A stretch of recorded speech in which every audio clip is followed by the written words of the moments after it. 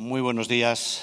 Señor presidente de la Fundación FAES, querida Ana, señor presidente del Partido Popular, miembros del patronato de la Fundación, miembros de la delegación del Partido Popular en el Parlamento Europeo, autoridades, señoras, señores, permítanme que exprese mi agradecimiento por su presencia en este acto en el que clausuramos la 22ª edición del Campus FAES.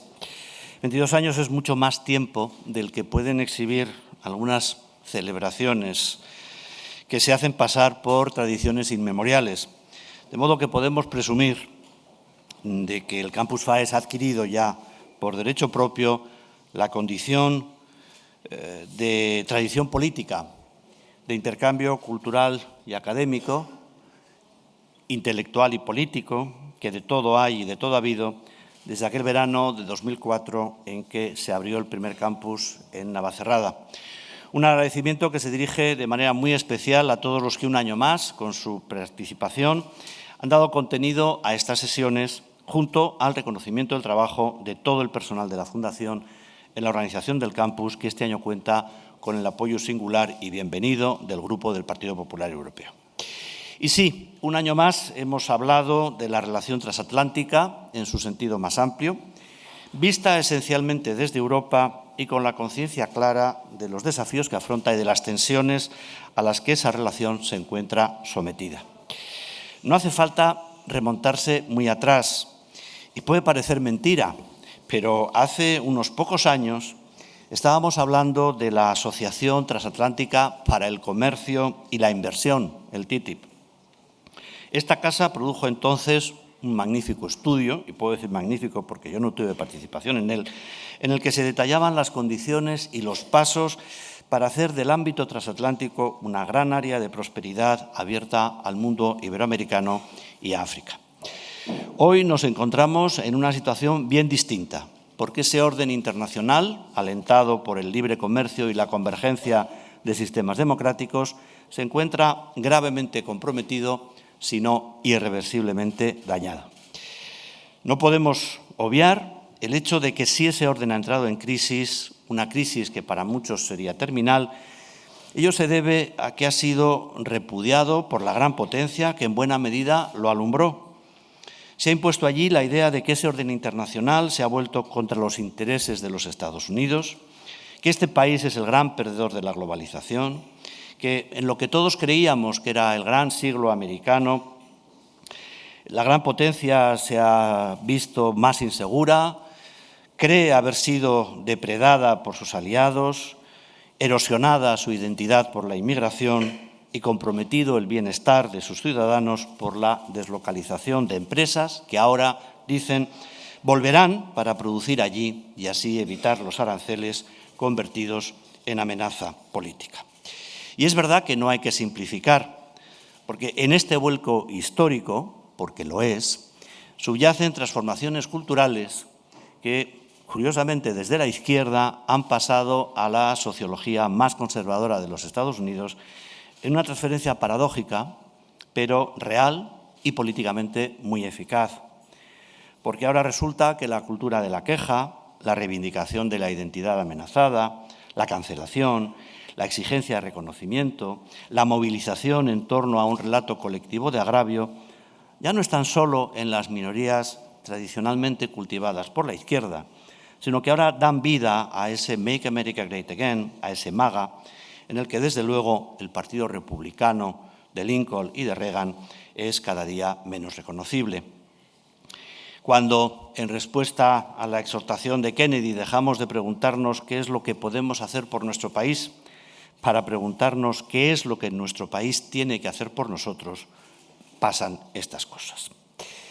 Queridos amigos, recordemos aquella advertencia de evitar la parálisis por el análisis, porque Europa está abocada a tomar decisiones de alcance estratégico, sin perder de vista que, pese a todo, la relación transatlántica es esencial para la seguridad, la defensa, el comercio, la estabilidad en un mundo lleno de tensiones desestabilizadoras. La política responsable es lo opuesto al activismo oportunista. Por eso, cuando esa relación se encuentra sometida a tensiones sin precedentes, es cuando con mayor ahínco hay que trabajar, reuniendo a todos los que a uno y otro lado del Atlántico comparten no solo preocupaciones, sino también propósitos. Las cosas no van a volver a ser como las hemos conocido. Esto es algo que se desprende de la reflexión que hemos llevado a cabo en estos días. Europa tendrá que hacer más, tendrá que asumir los cambios y con ellos las nuevas responsabilidades. Tendrá que movilizar sus capacidades. Tendrá que aceptar que el mundo es mucho más conflictivo, mucho más competitivo, mucho más incierto de lo que nos gustaría. Tendrá, en definitiva, que salir de certezas que ya han dejado de serlo. Pero Europa ha sabido refundarse muchas veces. Si no, no tendríamos el euro, ni serían 27 hoy sus miembros. Y seguramente toca que esa refundación se vuelva a afrontar, no a costa de lo que Europa es, una comunidad de derecho, de valores democráticos, de libertades y de progreso, sino precisamente para que Europa siga siendo todo esto y lo sea plenamente.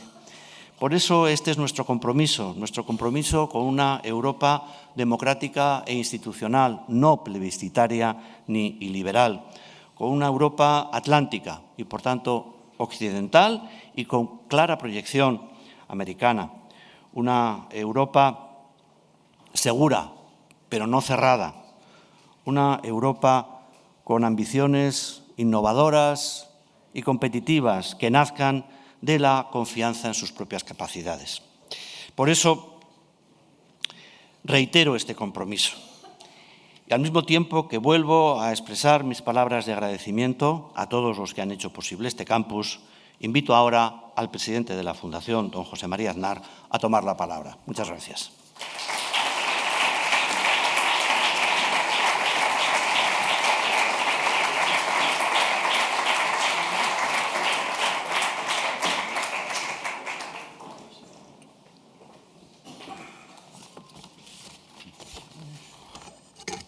Señor presidente del Partido Popular, señora portavoz, amigas y amigos, cuando se clausura un evento con éxito, lo procedente es dar las gracias y hacer balance. Hoy asumo esa tarea y trataré de completarla con brevedad, porque, como todos vosotros, yo he venido esta mañana aquí, antes que nada, a escuchar al presidente de mi partido. Agradezco el trabajo y la asistencia de quienes han hecho posible este Campus FAIS 2025, a la organización, a los participantes, a los asistentes y al centro que amablemente nos acoge. Y, por supuesto, agradezco mucho la presencia de todos los que habéis querido acompañarnos hoy en esta última jornada. Durante un par de días hemos represado el torrente de la actualidad. Hemos hecho una pausa y hemos levantado un poco la mirada. Hoy más que nunca se hace necesario, aunque parezca un lujo, fijarse bien en lo que pasa y esforzarse por entenderlo. Europa y el futuro del vínculo atlántico. El tema que rotura este campus nos convoca a todos los que presenciamos, con creciente inquietud, pero sin resignación, un doble declive, el de Europa en el mundo y el de España en Europa. Aquí se ha reflexionado sobre las causas y las consecuencias de nuestro largo sueño estratégico. Durante demasiado tiempo, los europeos hemos sido perezosos. Hemos preferido descansar soñando en el fin de la historia, endosando a terceros las responsabilidades de nuestra propia seguridad y defensa, y nos hemos deshabituado a lidiar con realidades desagradables. Hasta el punto de casi olvidar una vieja lección. En el alba de la historia de Europa, Pericles lo resumía así, lo que era la opción fundamental política: descansar o ser libres. El letargo estratégico europeo ha durado décadas y no nos despertó, por cierto, una conciencia alerta, sino un ruido de explosiones en nuestro propio suelo, porque la guerra ha vuelto a Europa. En nuestro despertar también nos hemos topado con otras realidades postergadas. Desde 1980, el peso de los Estados Unidos en la riqueza mundial se ha mantenido constante, en torno al 25%. El de China se ha multiplicado por 9, del 2 al 18%. Y el de la Unión Europea se ha reducido casi a la mitad, del 30 al 17%. Estados Unidos innova, China produce, Europa regula. Esto quiere decir al final que el futuro del mundo se está escribiendo hoy sin nosotros. Europa y España en particular eligieron la comodidad en detrimento del poder. Hemos renunciado al esfuerzo, a la innovación, al riesgo, a todas las condiciones que hacen posible la libertad. Bajo el paraguas militar estadounidense vivimos acunados por ilusiones. El fin de la historia, la paz perpetua. Estamos viviendo el final de esas ilusiones. Mirar esta crisis con lucidez debe ser, a pesar de todo, motivo de esperanza. Si queremos y estamos dispuestos a pagar el precio, todavía podemos ser dueños de nuestro destino. Y así, por ejemplo, la respuesta a la escalada comercial impuesta por Trump es reparar todo lo que depende de nosotros y devolver a España y a Europa al espíritu de libertad y de trabajo duro que será condición de nuestra prosperidad mañana, como lo fue también ayer. Porque en última instancia no hay que olvidar que el poder geopolítico se basa en capacidades de producción.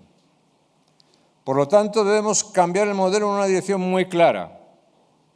Más libertad, más flexibilidad, menos carga regulatoria, menos obstáculos a la producción y a la inversión. También debemos darnos cuenta que la defensa es un seguro existencial. Claro, cuando no hay ningún problema en el horizonte, la defensa es cara. Pero cuando aparece uno, nos damos rápidamente cuenta de que la defensa no tiene precio. Nadie defenderá nuestros intereses en nuestro lugar. Y no solamente estamos defendiendo intereses, sino todo lo que apreciamos en Occidente, que no es una firma mercantil, sino una civilización. Pues bien, queridas amigas y amigos, la lucidez no aboca al pesimismo. Siempre que esta virtud intelectual le acompañe otra de tipo moral, el coraje. Y por desgracia, ninguna de ambas virtudes adorna a los responsables del rumbo político de España. Ni lucidez ni coraje. Estamos gobernados por una ineptocracia corrupta. Un gobierno dedicado a enfrentar a los españoles entre sí acaba siendo necesariamente una fuente de desorden. España hoy no funciona, ni económica ni institucionalmente. Se intenta que los españoles olviden nuestra progresiva divergencia con Europa medida en renta per cápita. Se intenta olvidar la radical disminución de nuestro poder de compra, la pésima evolución de la sostenibilidad financiera del sector público o las abrumadoras cifras de paro juvenil y de pobreza infantil. Y ahora, cuando la corrupción gubernamental resulta inocultable, se pretende desviar el foco y llevar la atención pública lejos de la sucesión de escándalos que mantiene cercado al gobierno. Desviar la atención no para atender realidades ineludibles, sino para escapar de ellas. Lo que menos importa a Sánchez es contribuir a la solución de ningún conflicto internacional. Para él, la política exterior es, como mucho o solo, un burladero. Pero yo creo que un gobernante responsable tiene la obligación siempre de analizar el contexto estratégico en el que está. Nunca debería entender la política exterior como una escapatoria de sus problemas internos, o todavía peor, como un espejo donde ensayar poses morales. Los sentimientos humanitarios no son monopolio de nadie. ¿Cómo no puede uno conmoverse ante el sufrimiento humano? Pero tampoco nadie tiene derecho a manipular los sentimientos de la gente para huir de las propias responsabilidades. La política internacional no es cuestión de emociones ni de sentimientos, sino de realidades. Afrontar y encauzar situaciones trágicas es una de las servidumbres de la política y es una de las servidumbres menos fáciles que un dirigente tiene que cumplir. Porque se trata de contribuir a un mundo más seguro y libre y no de convertir a España en un Estado que no sea fiable, porque eso nos está saliendo muy caro y nos saldrá más caro aún en el futuro. Hoy mismo ya podemos contemplar y comprobar nuestra total irrelevancia en foros donde podríamos hacer contribuciones significativas para la paz. Pues bien, queridas amigas y amigos, cuando un gobierno alienta primero y se felicita después por la comisión de disturbios violentos, es que ese gobierno ha dimitido de su responsabilidad sin renunciar a su poder. Y quiero decir, mucho cuidado con un poder dispuesto a ser rehén voluntario de la violencia. Mucho cuidado con un poder dispuesto a ocupar, según convenga, o simultáneamente, el papel de policía y el de agitador callejero. La España de Sánchez es ya un rosario de paradojas insufribles. Una nación cuya estabilidad política se hace depender de quienes la niegan, donde el presidente del Gobierno proclama su intención de gobernar una democracia parlamentaria de espaldas al Parlamento, donde un fiscal general procesado pontifica a los jueces que tendrán que juzgarle, donde cualquiera revela a ese mismo fiscal los pormenores tributarios de un particular mientras el presidente del Gobierno dice ignorar lo que hacen sus colaboradores más cercanos, donde, por lo tanto, el principal argumento del Gobierno para eludir el reproche de la corrupción es presumir de incompetencia. Pues bien, amigas y amigos, se vislumbra un sanchismo terminal y por eso mismo, como todo lo que es terminal, peligroso, muy peligroso. Si no le importa gobernar sin el Parlamento, le dará igual quedarse sin mayoría cuando colapse definitivamente el apoyo de uno o varios de sus socios. Si toleraba el blanqueamiento retrospectivo de la violencia pasada, le dará exactamente igual explotar en beneficio propio la que pueda venir. Si ha venido aceptando y promoviendo la disolución de la nación y la fragmentación del Estado, consentirá en acelerar su ritmo. Sánchez no rectificará su propósito de normalizar en España un puñado de tópicos aberrantes. Que la legalidad es para los ilegales, que la libertad es para los déspotas, que la clemencia es para los crueles y que la tolerancia es para los fanáticos. Cuando los histriones desplazan en el poder a los políticos, los gestos suplantan las actitudes y la incompetencia y la cobardía a la lucidez y al coraje. La buena noticia, que las hay, la buena noticia es que, en definitiva, en democracia, en este tipo de situaciones es por definición provisional. Su corrección es posible y está en nuestra mano. Existe una alternativa que cuenta con las ideas, con el proyecto y con el liderazgo imprescindible para volver a poner a España sobre sus propios pies. Y otra buena noticia es que hoy nos acompaña quien encarna esta alternativa. A él le damos las gracias, con él os dejo. Muchas gracias y tiene la palabra Alberto Núñez Feijóo, presidente del partido.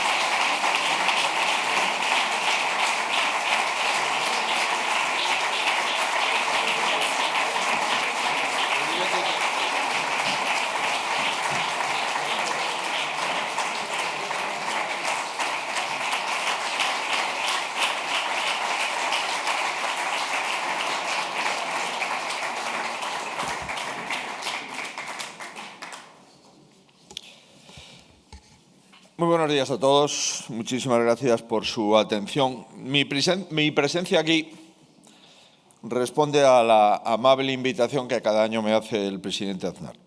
Él ha dicho que ha venido a escucharme a mí. Yo no le voy a ocultar que yo he venido a escucharle a él. Y es verdad que agradezco mucho esta invitación a toda la gente de FAES, al presidente, a Ana Botella, al director. Pero también estoy aquí por un objetivo propio: aceptar los debates complejos de nuestra sociedad. Yo quiero propiciar esos debates complejos. Quiero alimentar esos debates complejos. Y también quiero compartirlos en foros como este. Todos ustedes saben que muchos líderes políticos tratan de evitarlos. Evitan la conversación sana, los matices que debe de llevar estas conversaciones e ignoran las consecuencias de todo eso en asuntos vitales para la nación. Es decir, en lugar de afrontar los retos que tenemos responsablemente, en lugar de buscar consensos que se asientan en la sociedad, tan solo buscan el conflicto. No creo que tenga que poner ni nombres ni siglas. A un lado y también al otro sobran ejemplos de que la cuestión es mantener a toda costa la conflictividad. Es su único combustible y para ello aprovechan cualquier circunstancia, y digo cualquiera. El pretendido conflicto tribal que está presente en la política actual no surge espontáneamente. Sencillamente está en el guión de quien hoy gobierna España. Y ni siquiera ese guión es original. No nos conviene la tensión. Apreteu. En realidad está copiando de otros que lo escribieron antes. La violencia es el último recurso de un incompetente. Pues bien, me temo que lo que vive hoy España confirma esta sentencia. Quien carece de ideas, quien está hasta el cuello de corrupción, quien ya sabe, sin el aval de la mayoría de la sociedad, necesita conflictividad y necesita cronificarla. El Gobierno, a la desesperada, ya no tiene más a lo que agarrarse para generar la máxima tensión posible. Quiere el conflicto sin límites, porque sabe que España apuesta por el cambio. Es la única forma que ven posible de detenerlo. Mi primera reflexión consiste en decirles cómo creo que tenemos que responder a ello. Callarnos, de ninguna manera. Que nos llamen fachas, que nos llamen escorados, que nos llamen lo que quieran. Casi nada de lo que está pasando en España es normal. Y no vamos a parar en decirlo con toda claridad y con toda intensidad. Dicho esto, ¿es suficiente? Evidentemente no. Lo dije en el Congreso de mi partido en el mes de julio, y lo quiero repetir. España necesita un gobierno, necesita un liderazgo y necesita un proyecto. Por eso mi compromiso es también que España no se quede atrapada en la pelea de unos contra otros, porque no está condenada al enfrentamiento, ni tampoco a la decadencia. Y allá quienes se quieran dedicar únicamente a jalear los líos, allá quienes carezcan de soluciones. Yo no me pienso achantar ante el gobierno que tenemos, pero también cumpliré mi deber de decirle a todos los españoles que este país tiene condiciones suficientes para no dejarse arrastrar. Es una evidencia que el Gobierno hace todo lo que está haciendo para intentar que España olvide su corrupción, sus mentiras y su incompetencia. Pero hay que decir algo claro, que Sánchez esté rodeado no le da derecho a llenar España de muros. Ya sé que para hacer lo impensable, para tapar lo que han saqueado, lo hará. Ahora bien, yo también haré lo imposible para que no nos robe, además, la convivencia, el futuro y la esperanza. El sentido de la política no es el conflicto, en ningún caso, y tampoco es la mera protesta. El sentido de la política es mejorar las cosas, pasar de la protesta a la acción, cambiar a quien lo ha ensuciado todo para limpiar el sistema. Ese es el último objetivo y, por tanto, eso es lo que tenemos que hacer. Queridos amigos, el Partido Popular va a cumplir con su obligación de elevar las posibilidades de la nación, no de rebajarlas al terreno de este Gobierno.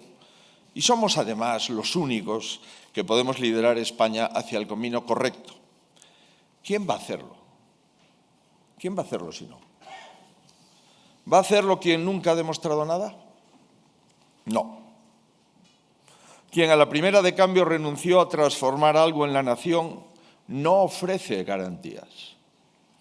¿Va a hacerlo quien tiene su futuro en los juzgados? Mucho menos. Ya sabemos cómo acaba eso. Y pondré solo un ejemplo. Un gobierno que ya solo tiene la cabeza en los juzgados y en las cárceles ha acabado por no darse cuenta de que ha librado de ellas a depredadores sexuales. Tan absorbidos en defenderse a sí mismo que ya no defienden ni al que más lo necesita. Es una negligencia de enorme gravedad y llueve sobre papel mojado. Se suma a la que ya se cometió en la redacción de la ley del solo sí es sí, que liberó a más de 1000 agresores sexuales antes de tiempo. En mi opinión, esto no puede quedar así. Es incompetencia, error tras error, es indolencia, se desoyeron las advertencias, es ocultación, se escondieron durante meses los efectos de la negligencia y es ya mala fe, porque a esta hora, en lugar de dar la cara, el Gobierno se esconde y no da ninguna información. Yo quiero añadir algo que creo que es lo más importante. ¿Qué mensaje se le está dando a las víctimas si observan que han sido desprotegidas y no pasa nada? ¿Qué protección puede sentir si ante un hecho de esta magnitud nadie le da explicaciones, nadie garantiza soluciones y nadie asume responsabilidades? Este hecho es absolutamente lamentable, es gravísimo.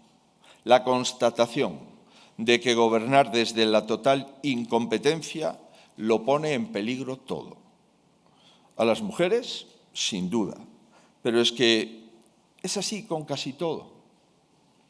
Hay decadencia en las instituciones, que o se controlan o se señalan, como en la justicia. Hay decadencia en los servicios públicos. Ya ni el AVE, que era un símbolo indiscutible de nuestro progreso, funciona. Hay decadencia en la calidad de vida. Se paga más para recibir cada vez menos y se han vuelto imposibles derechos esenciales como una vivienda. Hay decadencia en las calles porque renunciar a afrontar la inseguridad y la inmigración irregular agrava el problema y no se soluciona repartiéndolo por toda España para intentar sacárselo de encima. Y, en fin, hay decadencia en la convivencia porque se nos divide por todo, por bloques, por territorios, por generaciones, por sexos, por creencias. E insisto, frente a esta realidad, España necesita un cambio que lo repare. Lo necesita por sí misma, por su propio futuro y por sus propias ambiciones. Pero también es imprescindible para poder jugar un papel relevante en el mundo. En un mundo que se está moviendo, lo explicaba perfectamente el presidente, de forma preocupante, y en el que España debe volver a entender que la política exterior no puede atender a intereses personales, ni tampoco a intereses de un partido. Tiene que tener principios y defender los intereses de España y de los españoles, porque hay mucho en juego en ello. Permitidme que me detenga en esta última parte de mi intervención. He dicho antes que lo que Sánchez practica desde las instituciones públicas es la deslegitimación moral de una parte de la sociedad española. Por primera vez un presidente renuncia a unir a la nación y hace de la división su estrategia política. Gobierna solo para un lado del muro y cada día contra más gente. Y en su búsqueda desesperada de un pretexto para dividir a los españoles, no queda a salvo nada. Tampoco la política internacional. Pues esto no es normal. No es normal que un presidente llame al boicot de un evento deportivo internacional que se celebra en su país. No es normal que el presidente de un país democrático y europeo reciba la felicitación de un grupo terrorista jamás, y menos aún que no se desmarque de ello. No es normal que se condene al pueblo israelí que todavía espera la liberación de sus rehenes inocentes y que se deba recordar que representa la única democracia vigente en Oriente Medio. Y no es normal que se utilice la masacre en Gaza para deshumanizar a sus rivales políticos. Miren, el uso indebido de la política exterior para intereses personales conduce a la irrelevancia de la nación. Y lo que es peor, a la desconfianza. Afirmo con tristeza que no queda una potencia relevante que no nos mire como un Estado desacreditado. España vive hoy aislada de las reuniones de más alto nivel, efectivamente. Ha sido amonestada por la Comisión Europea por sus contratos con empresas chinas que ponen en riesgo la seguridad de España y, en consecuencia, la seguridad de la Unión. Sin duda de nuestra formalidad para cumplir los compromisos internacionales, se duda de forma constante. ¿Por qué? Porque se firma una cosa y se dice la contraria. Se ha convertido a España en un Estado connivente con dictaduras, especialmente perversa la relación con Venezuela. La Unión Europea, los Estados Unidos, hasta los socialdemócratas más serios, como los nórdicos, ven al presidente Sánchez como un irresponsable. Le han tenido que recordar los fundamentos de una democracia y se atreve a dar lecciones a los demás. En fin, ante este aislamiento inducido, conviene volver a recuperar la seriedad. En todos los asuntos que gestiona la política y, por supuesto, también en la política exterior. Se trata de poner el interés general por encima de todo y les aseguro que yo lo haré, con la esperanza de que los españoles abandonen la sensación de que su país no tiene sentido. Claro que lo tiene. Hay que recuperar la autoestima. España debe recuperar la autoestima para poder recuperar también el prestigio internacional que hemos perdido. Las naciones que dominan la escena internacional responden a un mismo patrón, la autoestima elevada. Porque la autoestima en una nación es lo que emocionalmente une a la sociedad. Incrementa la responsabilidad de sus dirigentes, pero también el civismo de sus ciudadanos. Provee de confianza para afrontar los desafíos y fomenta la cohesión entre los propios e impone respeto frente a los extraños. Vamos a devolver a España al lugar de potencia internacional que le corresponde. En lugar de una nación que ha dejado una descomunal impronta en la historia, una nación occidental y moderna que está llamada a tener un papel protagonista en el mundo también en este siglo XXI. Y vamos a hacerlo para contribuir a los dos objetivos prioritarios que tenemos a nivel internacional. Defender los intereses de España y de los españoles, en primer lugar, la seguridad, y el segundo, impulsar una Europa más fuerte y con más peso en el mundo. Por cierto, de ambos he podido hablar esta mañana con el canciller alemán y he podido constatar su conciencia de la responsabilidad que en ello tiene el Partido Popular como fuerza mayoritaria de Europa en las pasadas elecciones.